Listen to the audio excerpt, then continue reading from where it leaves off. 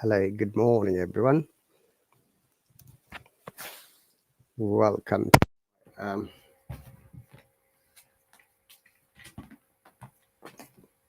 subscribers lesson about IELTS exam. If you're an IELTS candidate or if you're considering to sit for the exam, if you need to know about the tips or strategies or techniques or rubrics, possibly this would be a suitable class for you. So if you see the sign up button, you have to just click on it to enroll here, and in return you'll get 8 1-hourly lessons in a month, and also you'll have the chance to practice your speaking, reading, and you can get your writing checked. So once again, guys, it's Saturday morning here in the UK, and our local time is 5:32 GMT, Greenwich Mean Time.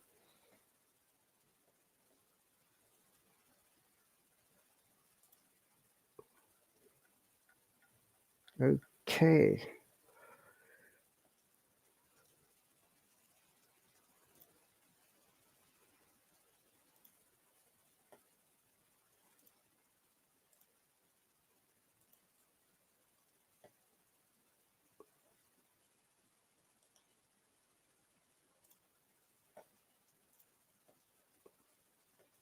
So the bears is really an amazing matter to share that when you learn English, we need to know the lexical sources, which is one of the amazing components of IELTS exam to get marks. You might be aware in IELTS exam, especially in speaking part, there are few criteria the examiner is going to assess. The first one is your fluency and coherence. Number 2 is the lexical sources. Number 3 is the accuracy of grammar and wider ranges of grammar. And the last one is pronunciation.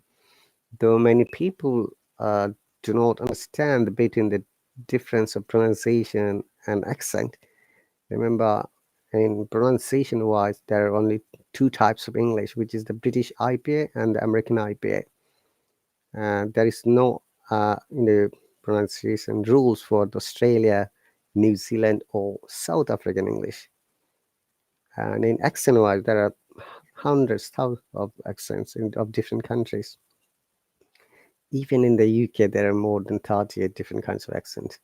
Even in the United States of America, there are more than 40 different types of accent.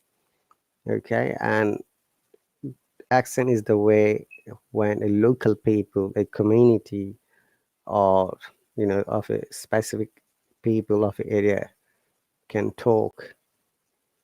Okay, so once again, welcome. Hey, Stella is here. Let me bring her.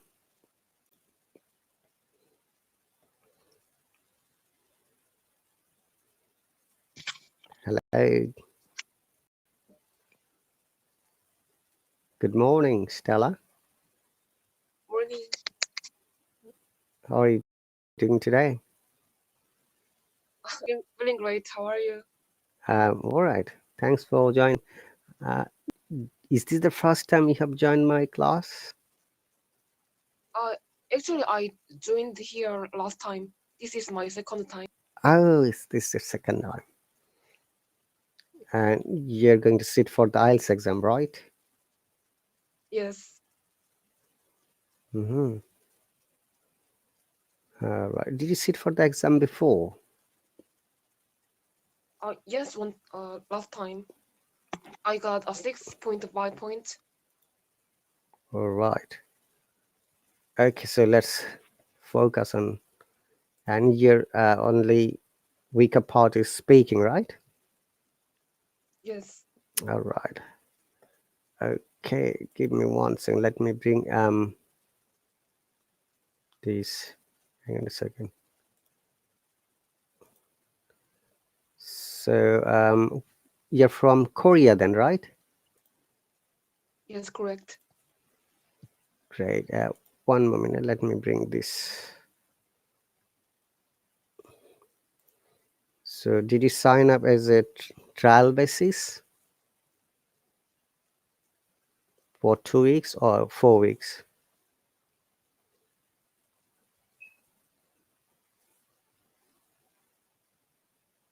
Can you hear me, Stella? I lost. I think I lost her. Let me bring her again.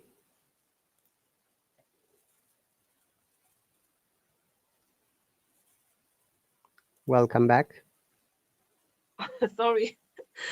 It seems like something was wrong in my connection. No worries.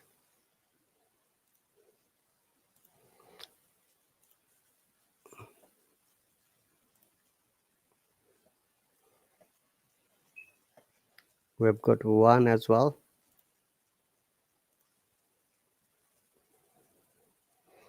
Say welcome back.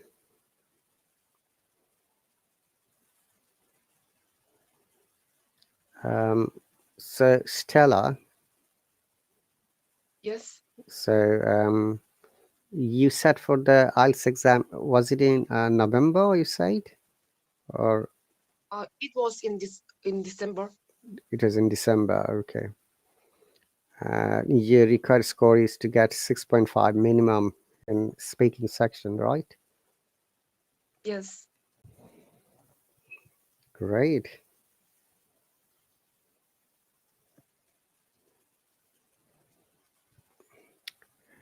Okay, and which part of the speaking task you think you need more focus? Is it the task one or two or three or all of Of them? course, that will be part three. In contrast to part one and part two, I realized that it is really difficult to prepare properly because nobody can be sure what the question will be when it comes to part three. Exactly. So we'll have some sample topics, some sample questions that we might be practicing, which will help us develop your understanding and also the concept how it goes. Okay, so I'm sure you know that general tips of speaking, as I believe that Uh-huh. I shared last time, which was in last week, right? Yes. All right.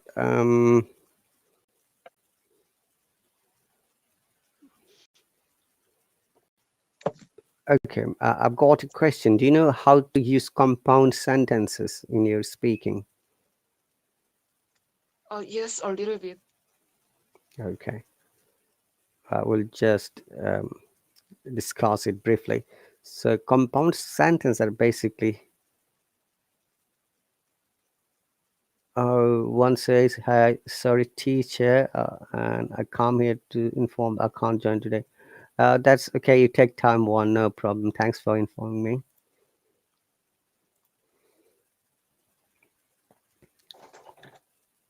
Okay, let me find out you know, my lesson about compound sentence.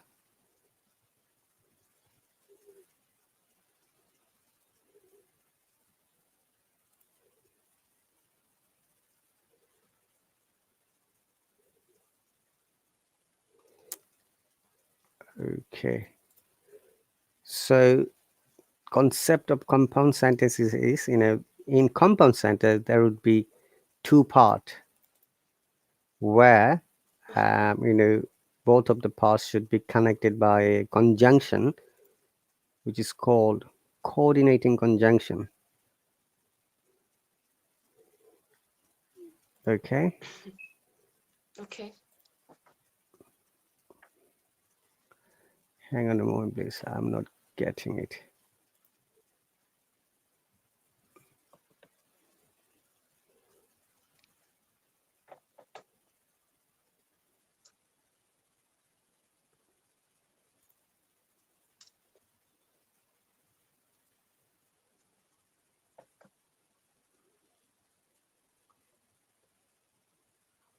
Okay.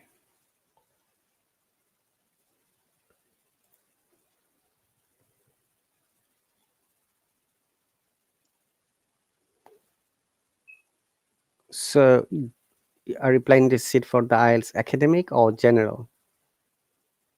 Academic.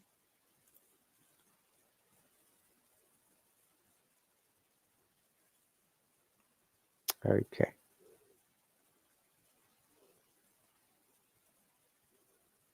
Mm-hmm. Hang on a moment, please. I'm trying to find out.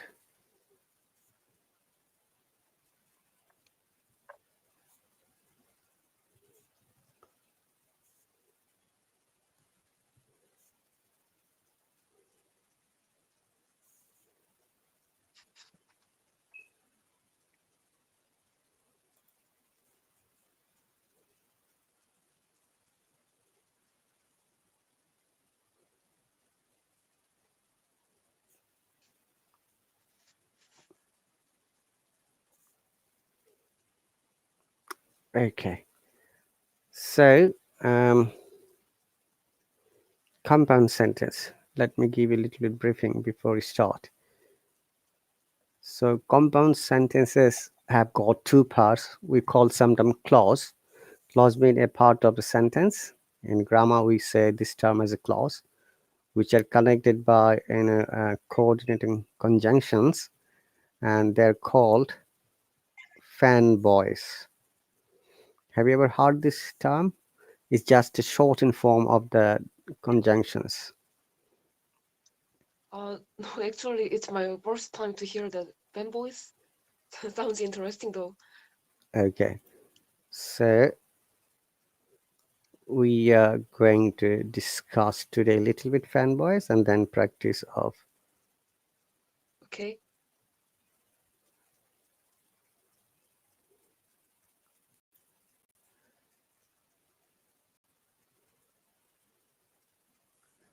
All right, and I'm sure you know about parts of speech, yeah, tense and other parts of grammar. Yes, I'm. I'm pretty sure about that. Okay, as we go through by speaking, we'll discuss some of these topics.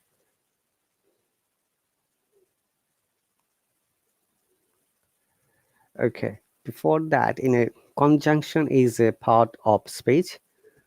So as you can see from the name, it means it is the shortened form of connection of junction. So in English language, we say junction about two sentences are connected.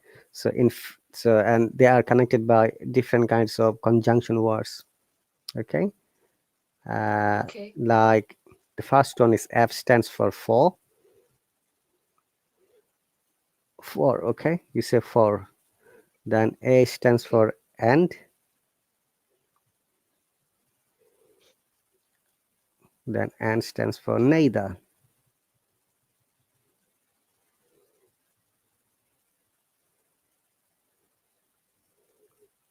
So B stands for, I think it's before.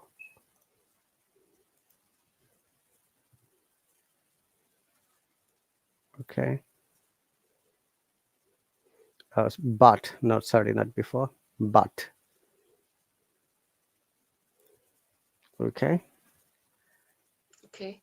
And then let me write it for you. B, but. Uh, FANBO stands for or, and Y stands for yet,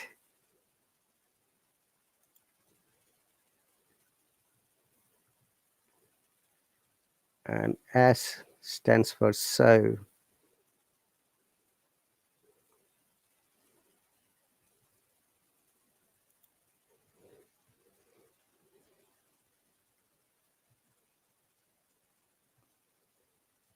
Okay, so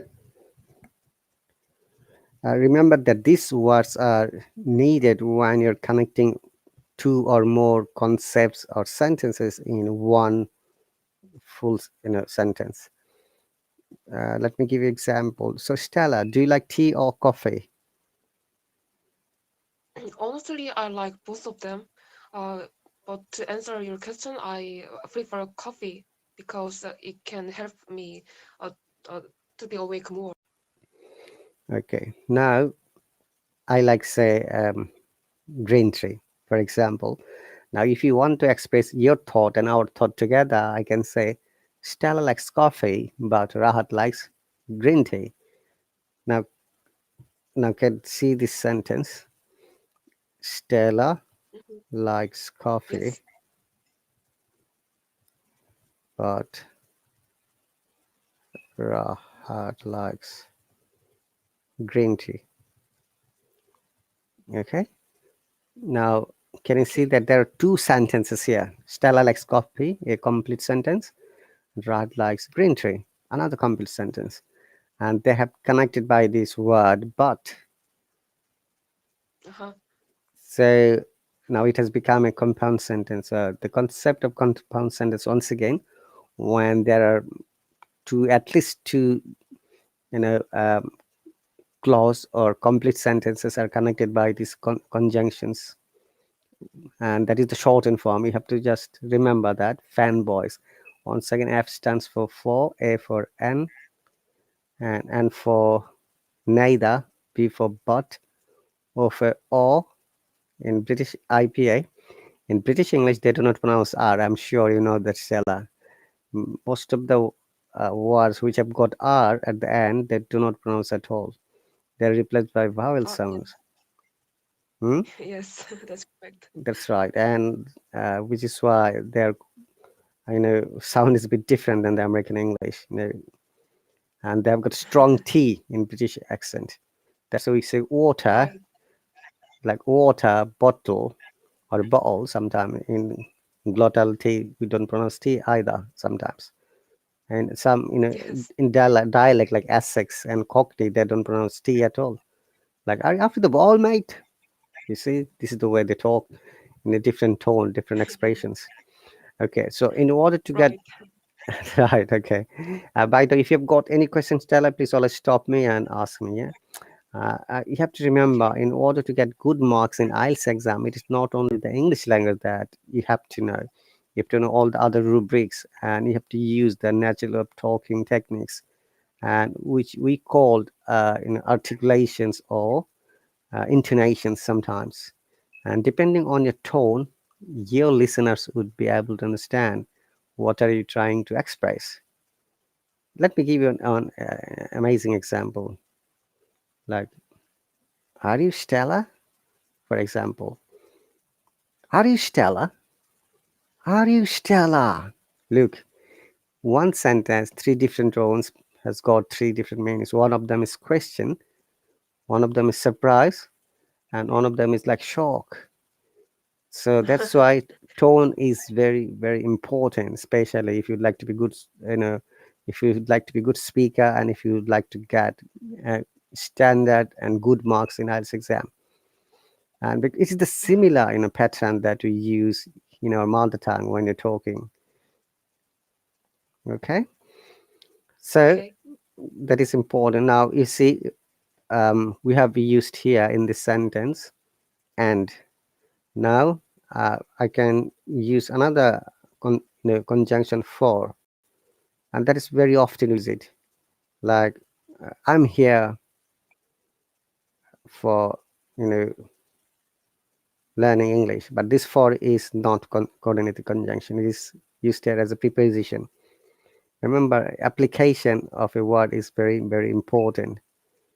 If you want to use for as an conjunction, then we have to say like this: I go to the library for I love to read. Okay, or you can say Okay. uh, I read books for reading books gives me knowledge. Can you see there are two sentences that have been connected with this uh, coordinated in conjunctions for. Yes, I can see that. Okay, and also there are another expression, as I said, nor is let me give an example. The virus can't live in the immunized individuals, nor in nature. See, the here nor has been used as a connecting word. Okay, Uh-huh. I've given Okay. examples of but already. Now or, so you're going to have tea or coffee, for example. Okay, and another Okay. one is yet the weather is cold, yet I have to go out. Okay, Okay. and the last one is as, which stands for so. I know that you must be tired today, so I will let you rest and we can discuss the topic later. Okay. This is another example. So any other questions about compound sentence? Mm, no, I'm good. Good. Okay, so let me see how we go now. All right. So another important matter is in IELTS, this task 1 and task 3, in every question there is a question pattern. So when you're answering, try to use the similar kind of pattern to answer it. Okay. And Okay. do you remember if the examiner asked you a conditional sentence, a hypothetical situation in your last test? Uh, yes, some of the questions uh, included some that kind of form, but I can't remember exactly because it's already a few months ago. Okay. Generally, they ask in especially task 3, a situation or a question where you have to demonstrate your knowledge about tense, like present, past, and future, and also you have to demonstrate your understanding of conditionals, you know, form of a tense. I mean, it's not a tense; it's a sentence, I should say, more or less. All right, and in conditional, there are different kinds of conditional, like zero, first, second, third, and mixed. But most of the case in IELTS exam, they use third conditional. So we are going to go straight away to the third conditional. Okay. Okay.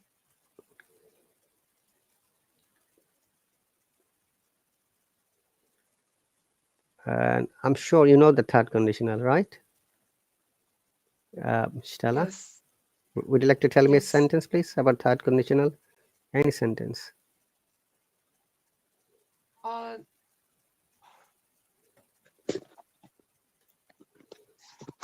um, you said like a conditional sentence. Mm-hmm.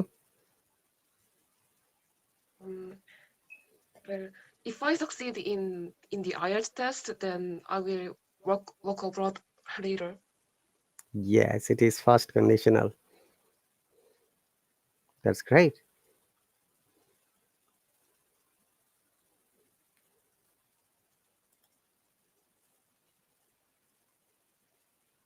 Okay. Do you remember second conditional? Uh, the conditional. Uh, I think I can guess your meaning, but I'm not sure if it is correct. Uh, you mean like actually I'm not sure. Can you give me an example? Sure.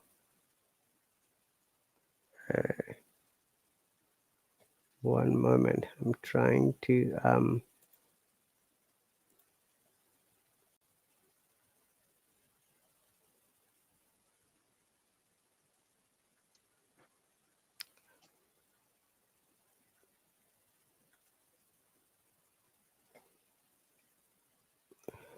Okay.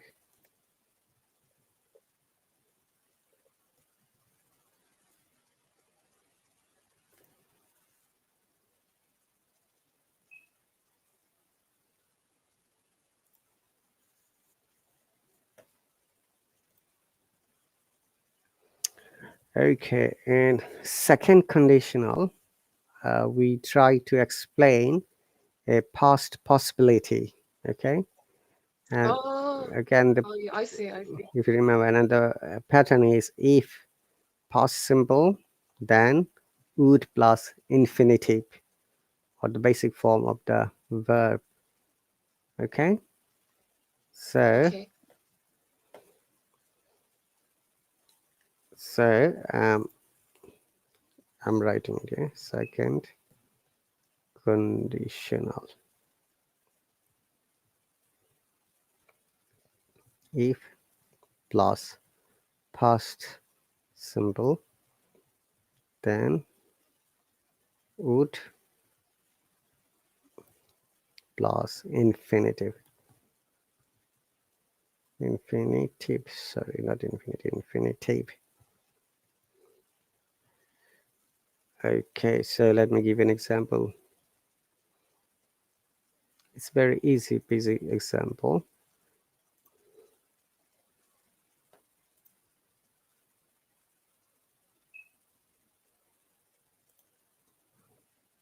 If I won the lottery, it should be subject plus, yeah? I would buy a house. Okay, if I won the lottery, I would buy a house. mm-hmm. One example. And if I were you, remember in conditional and hypothetical situation, we do not use was after I. It is should be always were. Remember, it is very important to know. If I were you, I would not do that. Do that, okay? Now the example would be, um,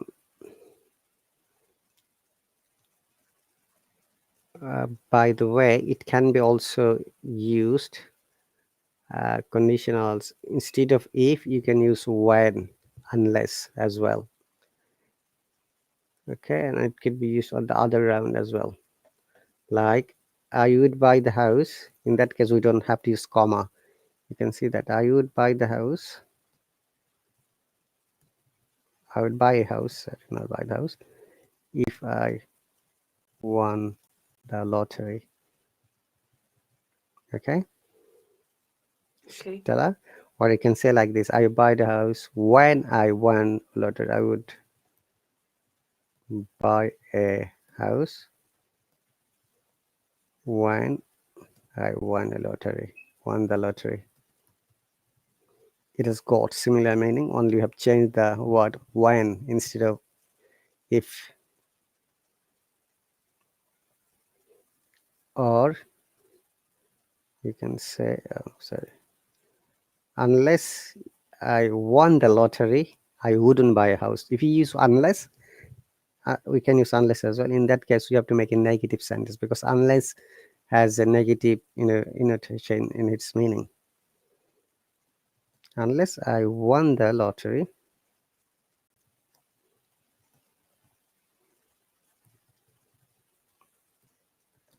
I would not now buy a house. Okay, Stella, can you see the screen? okay. Yes. Okay, so if you have got any question, you can ask me because you have to do one like an exercise with the next sentence so that uh, I understand that you have understood clearly. So if I won the Okay. lottery, I would buy a house. I would buy a house if I won the lottery. Remember, if you use if at the beginning of the sentence, we must use comma in the middle. And Uh-huh. punctuation is also important in IELTS exam to get your good marks, and required score. Now, if you write the sentence the Mm-hmm. other round, if I would buy a house if I won the lottery. I would buy a house when I won the lottery. Unless I won the lottery, I would not buy a house. So this sentence are expressed in four different ways, and these are all second conditional. Okay. Okay, I see. Yes. All right. So I've given an example. Can you please change it to possible ways? If I were you, I would not do that.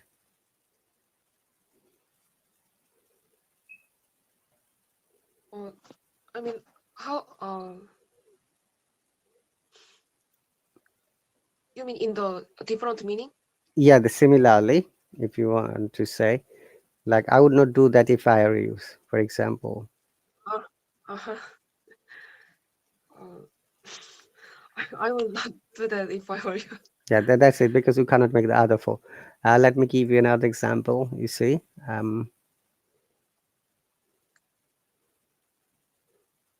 okay.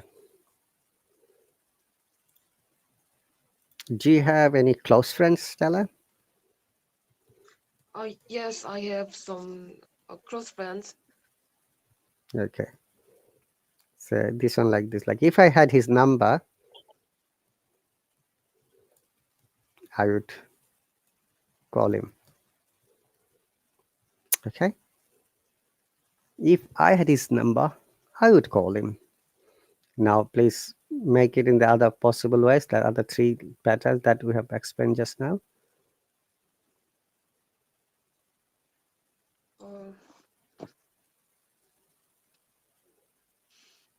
I would call him if I had his number. Very good. Well done. Sorry. Next one with unless or when.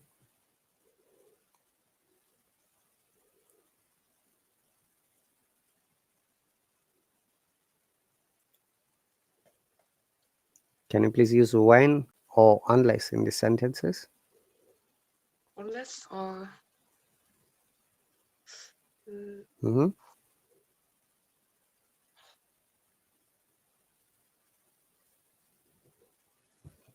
Here, go on, Stella. I'm not sure, but uh, unless I had not his number, I would call him. We use not in the second part. Unless I had his number, I wouldn't call him, Okay. because unless it has got a not already, we don't use two nots in the same sentence. Remember that. It's the beyond grammar Okay. rule. But Okay. but you know what? In many English musics and songs, they use double note. Like, do you like music? There's a band called, Yes. Pink Floyd. Wall. Yeah, we don't need no education. They're using we don't again no education, because it's a song that's acceptable. But in real life, we don't speak like this. We never use double negations in a sentence. Double negatives words.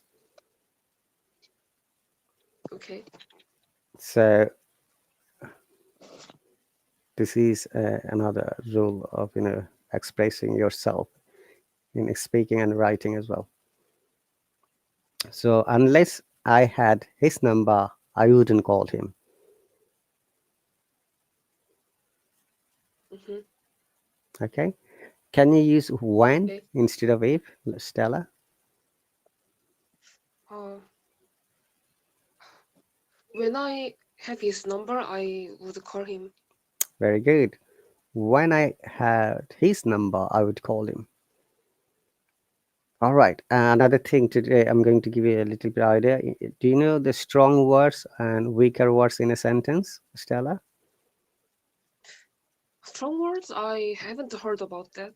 That the words we stress on it strongly. So when we are speaking, we do not stress all of the words. We stress the words which are important. We call them, stressed words or strong words or content words. And the other words are weaker words, or we don't stress on it, and sounds are a bit, uh, low intonation, I should say. We call them functional words. So it is very important to be aware, though sometimes it is not possible to follow this content words and functional words. So what does it mean? It means that when you're talking, you can see like talking here is a strong word. When you are, and you'll see some sounds are a little bit higher than other sounds, and those are the strong words or stretch words or content words. Like which are strong words or content words, like noun, pronoun, adjectives. Okay, but even depending Okay. on your thought or expression, a word can be strong and weaker. Let me give you an amazing example. Okay, we use this word very often, like, hey, where are you from?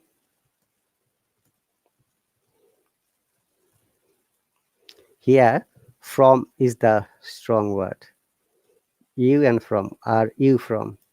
Okay, and how do you know Uh-huh. it's a strong word?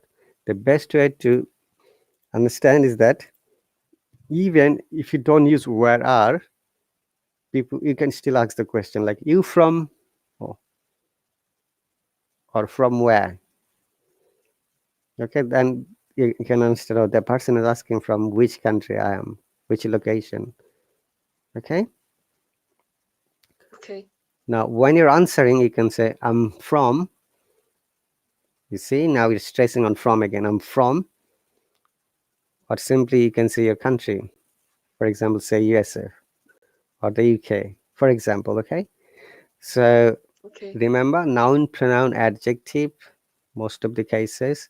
Sometimes some verbs can be strong words or stressed words or continuous words, and other words are like functional words or weak words or less stressed words. Why we are discussing? Because in IELTS exam and examiner, we are assessing these types of expression. If you're getting score more than 7, okay, up to 6.5 is fine. They don't consider and assess all of your pronunciation techniques. It's a kind of pronunciation techniques through which you can show your capability, that you're capable to do something. Okay, so second conditional, why it is important once again, especially task 3. And I ask this question very often. Let me see how well you answer. Okay, um, hang on a second. I've got my lesson that I did earlier. Hang on a second. It's called cue card. Okay, let me show.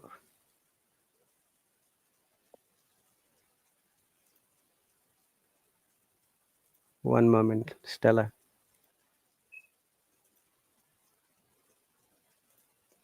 So is there any more question about the second conditional before I show the cue card? No. Great.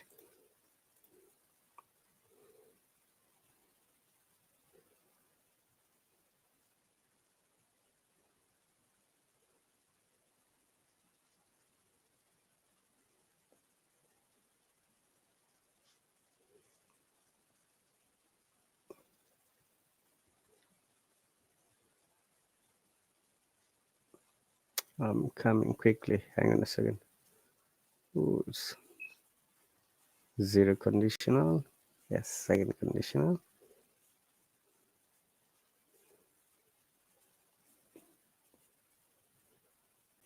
Okay, first conditional.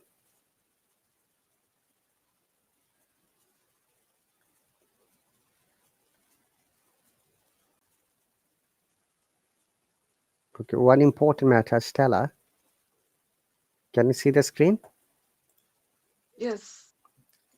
This is one of the common our mispronunciation. OF, it should be always pronounced as ob rather than off. O double F is off. Okay. Okay.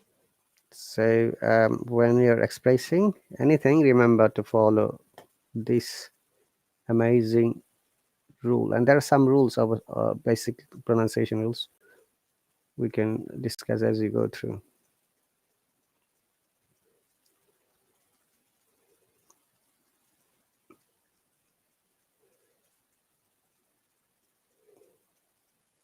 All right. This is the common question. Similar pattern question you'd be getting in the task 3 sometimes and task 1 even. So if you were the prime minister of your country, okay, for example, it's a hypothetical situation. What 3 major problems would you resolve? Let me see how you represent the answer, Stella. Um, mm, I would I would like to resolve the major problems in my country, such as the low birth rate problem, and the gender gap problem, and the severe education competition problem. Mm-hmm. That's good answer there, but make sure you use this pattern. If I were, you can say if I were, okay? If I were the prime Uh-huh. minister of my country, then I would. Okay, here is another catch. We call it catch here, because a country may have different problems. Okay, you have to prioritize. If you're the prime minister of a country, you don't have to deal all the matters. You've got other people, other department. Those people, those department are under your control. You ask them to do it for you, right?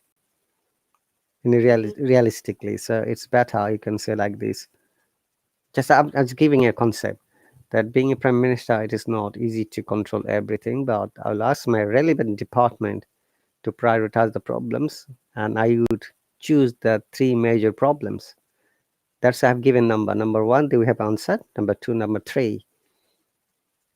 Then you're just replicating the answers from your own conception. Uh-huh. Okay? Why Okay. I'm saying this? Because it is for you to get good score rather than simply saying, I would do that. In IELTS exam, I'm sure, as you said for the exam, remember, it is very much important to use the similar question pattern when you're responding so that the examiner is sure of about your answer, that this candidate Mhm. is really doing well. Okay, Okay. great. Now, let us move on some of the cue cards. Okay, third conditional, we can discuss tomorrow. Okay, hang on a second. These are all conditionals. Conditional is really difficult. All right. So for the task 2, say this is one of the topics that came in the exam.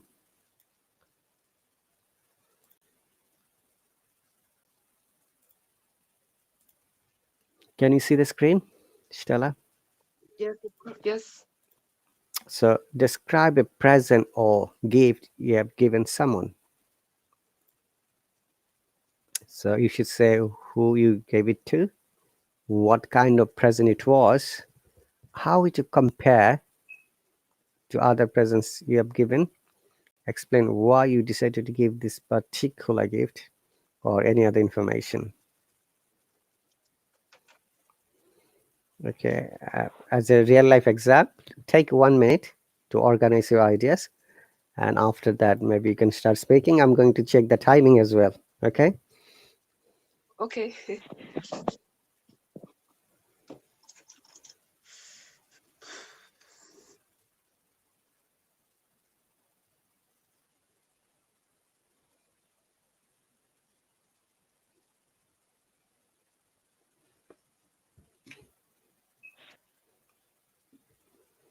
And also remember, in IELTS exam, speaking task 2 is nothing but creating your own story in a so reliable way, so that the examiners might think that this is the fact. Even though if you don't know the answer, you can always make it up, because nobody's going to check your authenticity. Hello, June. Thank you very much for donation. That's really cool. Our CEO is here. Let me bring you back, Stella. You know, welcome back. I'm not sure what's the problem with my connection. Sorry. Don't worry, you got disconnected, but you're back. Okay, take 1 minute, as I'm saying, like real life exam. Then we can start speaking. I'll check the timing. Remember, it is important for you to maintain the time in IELTS exam.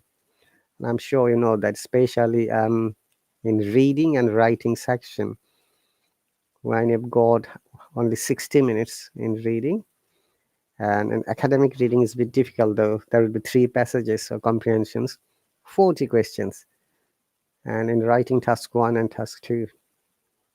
How was your score in writing, Stella? It was 6.0. In writing. Yeah. And how about reading? uh 7.0. Wow, you're good at reading then. That's really cool. Only in reading. Now, if you get 7.0 in reading section, which means that your reading speed is very good, your understanding capacity is better, and obviously you can pick the concept of any comprehension quickly, which is really amazing part. So that will help you, develop your thoughts and speaking ideas. So I believe that possibly you need to use compound sentences. That's why I gave you the conception of compound sentences, and also some academic words, vocabs, rich vocabs. Okay. Uh-huh. Okay. Is there 1 minute over? Mm, uh, Uh, okay, I will. Uh, okay, should I start now? are you ready? Because I'm going to check the Uh, timing as well. okay, I'm ready. Great. Start, please. Mm, I remember a few years ago, I was in my school dormitory in high school. Fortunately, one of my best friends used the same room, uh, uh, which means she was one of my roommates. Mm, As time went by, we realized that we was really having a good time together. Uh, but the problem was one day she said that she told me that she just broke up with her boyfriend, and what's worse, in the final exam, she got the lowest score in her life. She she looked really gloomy at the moment, so I was really not very good at the same time because as her best friend. Mm, 2 weeks later after that, uh, her birthday was coming. So with my other friends, I decided to have a surprise party for her. Firstly, I reserved the small study room in the dormitory, and in her birthday, I gathered all of the friends with the special gifts, and we made a surprise party only for her. She looked really startled at the surprise party, and I remember she burst into tears because of the sudden party. Um, Even though I was not good at having a surprise party or any special event, uh, but fortunately it seemed like I made her happy at the moment.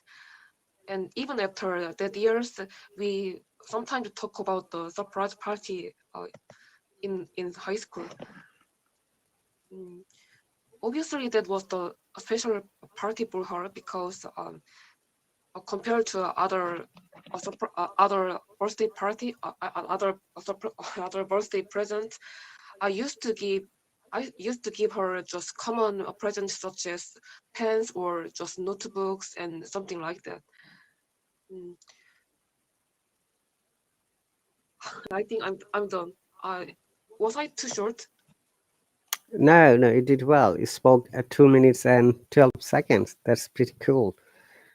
Okay. Okay. And you have explained in a good way. All right. And also, you repeated 1 or 2 words twice. Okay. Remember that in our speaking talks, it's better not to repeat the same word twice. a bit, Uh-huh. so that what happens if you repeat same word twice, then it really wouldn't get you good marks. Okay. S- Okay. and you have just some of the expressions I've just written here, like you have used all of them in past tense because you describe an incident from the past. That's really pretty cool. And most of the cases our learners are confused using past tense correctly. Well done. That is the first important matter that I've noticed. Your fluency is okay. Some of the word sounds like this word, yeah.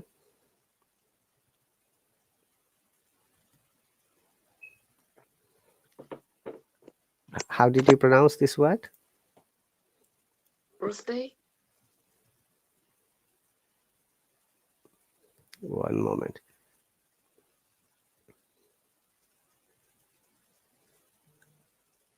Okay.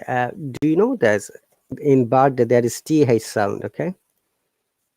So th sounds could be voiced and unvoiced. Do you have the idea voiced and unvoiced? Uh, I think I've heard about that, but I'm not sure. Okay, I'll give you some idea voiced and unvoiced. Okay. Uh, Let me give you the feedback, then I'm going to explain. Oh, we have got 7 minutes more, that's fine. So overall, your presentation is okay. Your fluency is all right. And to get more marks, you must use some other high and rich vocabs. Okay, and you try to use some phrases. If you have to remember, in conversational English, we are allowed to use phrase. We may not use in your written English, but you can use in a phrase. And you have used another expression, burst into tears. This is a very good use. It's a phrasal verb you have used. Remember, the more phrasal verb or more, idioms or phrases you use in a conversation, it will give you, it will attract more marks, and your speaking would be really over the standard. Okay, and Okay. you could say like this, just a scenario. If you burst into tears out of happiness, okay, you just said burst into tears, it could be confusing. Why did the person cry? Just be specific. Because of the happiness or the surprising party or surprise party. You mentioned though it is a surprise party for her, and used one thing which we do very often use, one of the roommates. Yeah, Uh-huh. remember, if you ever use one of the, after that the subject must be plural. Uh-huh. She was one of my roommates, not roommate. Okay, this one of, be careful to use it. Yeah, one of plus always plural subjects. Let me give you example, like Oxford University is one of the best universities in the world, for example. Okay, Mm-hmm. or King's College is one of the best medical colleges around in the world. Or you can say New York City is one of the most expensive cities in the world. Okay. Uh, Okay. Similarly, Paris is a tourist attraction, especially Disney Island.